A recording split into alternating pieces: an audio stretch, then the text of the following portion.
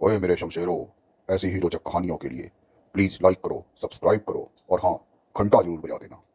बहुत समय पहले की बात है। कल्लू नाम का कौवा एक बड़े से पेड़ पर रहता था। वो अक्सर गाना गाता रहता था। भूख लगी है खाऊंगा, मैं गीत गुनगुनाऊंगा, परिंदा हूँ मैं गजब का, खूब मौज उड़ाऊंगा, खूब मौज उड़ाऊंगा। तभी उसे एक भयंकर सा दिखने वाला बहेलिया जंगल की ओर आता दिखाई देता है। अरे अरे, ये भयंकर शिकारी तो जंगल की ओर ही बढ़ता चला आ रहा है। मुझे तुरंत सारे पक्षियों को सावधान करना होगा, वरना अनर्थ हो जाएगा। कौवा तुरंत जंगल की ओर रुख करता है। अरे भागो भागो, एक भयंकर व्याध इसी ओर चला आ रहा है। कोई भी पक्षी नीचे दाना मत चुगने जाना, वरना पकड़े जाओगे। व्याध आया, भागो भागो भागो, एक व्याध आया है, व्याध आया है, भागो भागो, एक व्याध आया है। जंगल में उसने कहर बरपाया है, भागो भागो, व्याध आ गया, भागो भागो, व्याध आया है, भागो भागो, व्याध आया है। उधर व्याध के सौभाग्य से कबूतरों का एक दल परदेश से उड़ता हुआ चला आ रहा था। उसका मुखिया चित्रगीव नाम का एक कबूतर था। कौवे ने कबूतर के दल को आगाह किया। सावधान, एक भयंकर व्याध इस ओर चला आ रहा है। अगर कोई भी पक्षी दाने के लालच में नीचे उतरेगा तो पकड़ा जाएगा। कबूतरों के मुखिया चित्रगीव ने दल को सचेत किया। सावधान साथियों, कोई भी परिंदा नीचे ना उतरे। जो नीचे उतरेगा वो अपनी जिंदगी से हाथ धोएगा। उधर बहेलिया भी पूरी तैयारी के साथ जंगल आ पहुंचा। बहेलिये ने जाल बिछाकर दाने डाल दिए और वहां से चला गया। इधर कबूतरों के दल में भी हलचल मची हुई थी, क्योंकि लंबे सफ़र के बाद सारे कबूतर काफ़ी भूखे थे। तभी चिंटू कबूतर ने सबको भड़काना शुरू किया।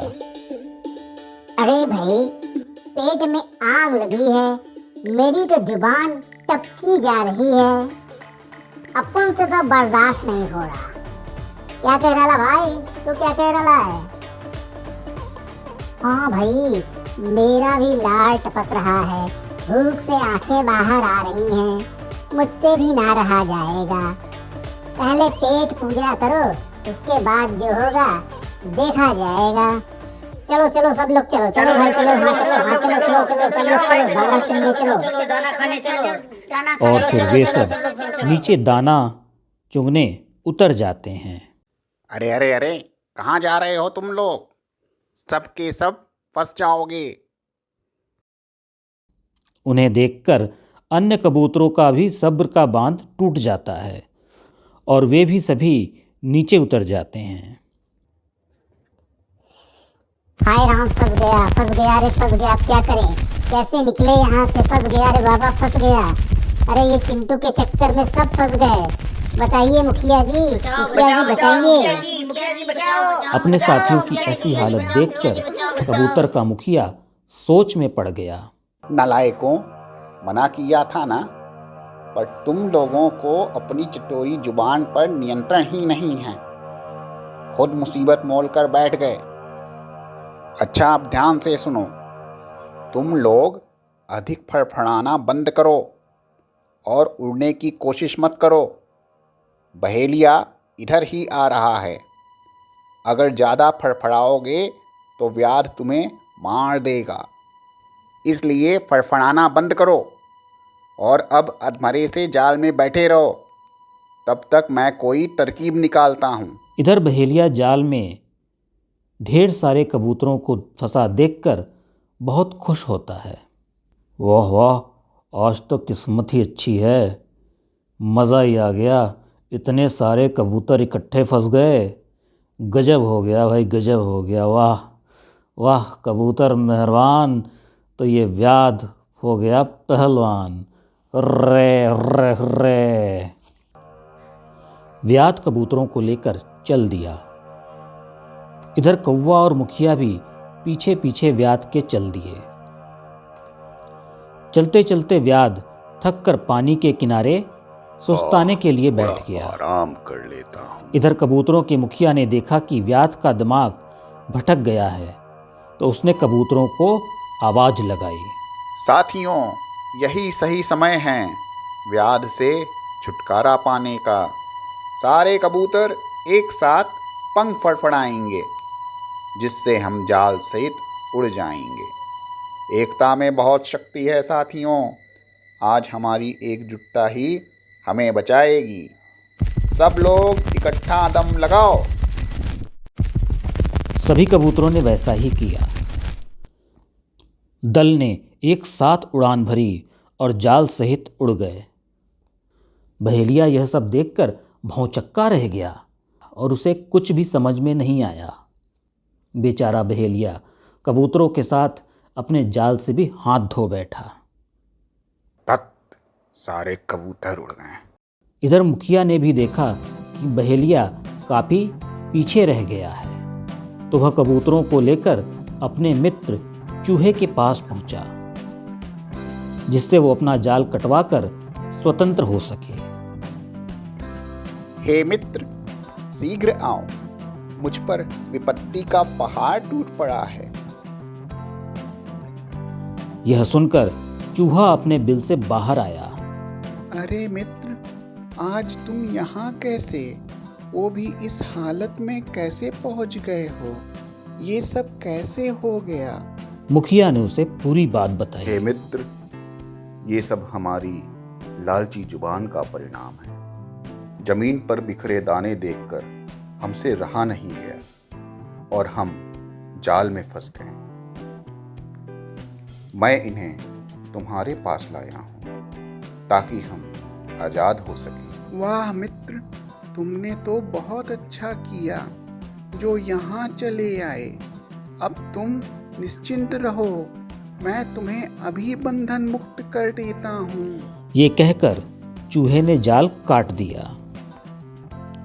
मुखिया चित्रगीव बोला, वाह मित्र वाह, आज तुम न होते तो निश्चित तौर पर हम कभी स्वतंत्र ना हो पाते। तुमने हमारे जीवन की रक्षा की है मित्र। अरे मेरा भी जाल तो कोई काट दो, अपन इधर ही फड़फड़ा रहा है।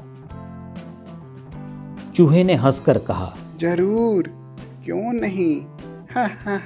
फिर कबूतरों के मुखिया ने मूषक राज से विदा लिया और अपने गंतव्य की ओर उड़ चले।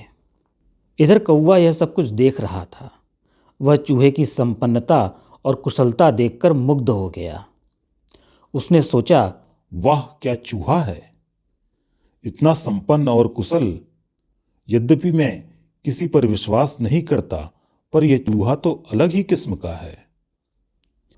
कौवे ने चूहे के दुर्ग पर आवाज लगाई।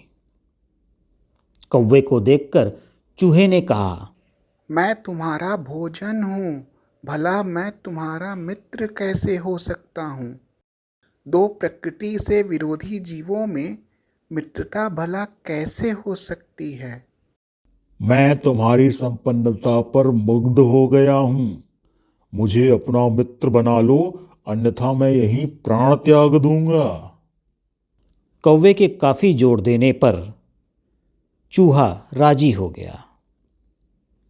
चूहा बोला, ठीक है, पर तुम मुझे कभी नुकसान पहुंचाने की चेष्टा मत करना। ठीक है मित्र, तुम निश्चिंत रहो। धीरे धीरे कौवा और चूहा गहरे दोस्त हो गए। दिन गुजरते गए। एक दिन कौवे ने चूहे से कहा, मित्र, यहाँ अकाल पड़ रहा है। लोग दाने दाने के लिए तरस रहे हैं। ऐसे में भला मुझे खाने के लिए क्या ही मिलेगा? मेरा मन अब इस स्थान पर नहीं रमता, इसलिए मैं अपने मित्र कछुए के पास जा रहा हूँ। नहीं नहीं मित्र, मैं तुम्हारे बिना नहीं रह पाऊंगा। मेरा भी मन यहाँ नहीं लगेगा। मैं भी तुम्हारे साथ चलता हूँ। मैं तुम्हारी पीठ पर बैठ जाता हूँ। पर मित्र, तुम यहाँ क्यों नहीं रहना चाहते? ये मैं तुम्हें वहीं पहुंचकर बताऊंगा। कौवा बहुत खुश हुआ। वह चूहे को अपनी पीठ पर बैठाकर अपने मित्र कछुए की तरफ उड़ चला, जहां एक और घटना उसकी प्रतीक्षा कर रही थी।